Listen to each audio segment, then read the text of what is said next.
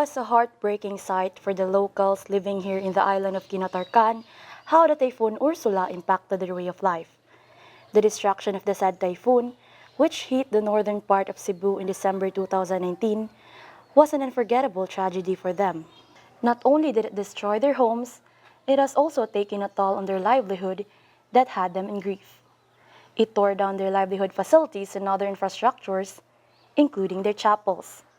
The most affected one is in Barangay Hagdan.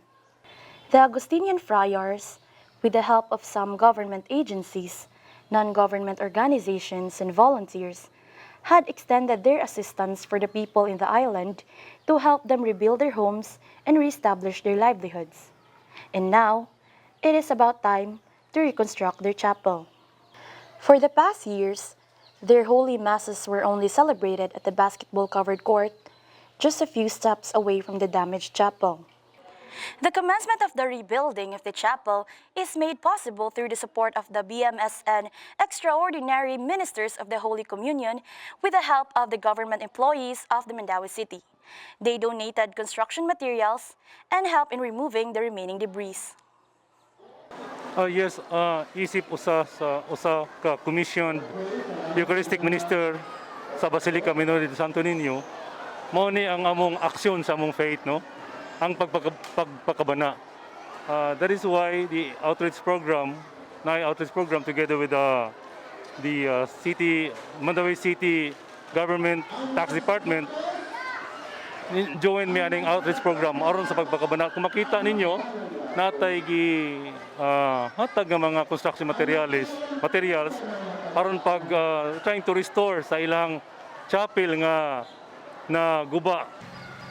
Aside from rebuilding the chapel, the group also held an outreach activity for the children. They provided slippers, groceries, scapulars, food, and giveaways that brought smiles to them.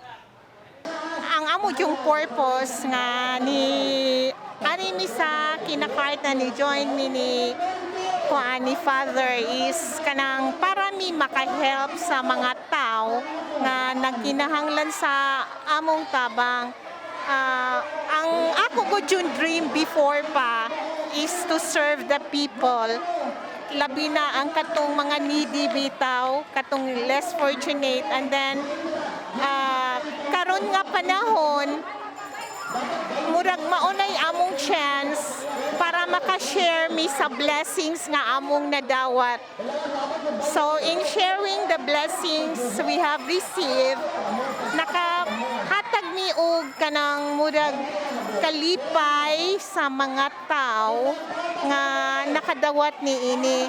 Nagpasalamat mi dako kaayo sa paghatag og chance ana nga rin namo nga grupo. It is indeed a joy and a fulfillment to one's heart, knowing that we can give back the blessings that we receive, highlighting the importance of humanity in this time of pandemic. This has been Melissa Arbuis for AksyoNiño.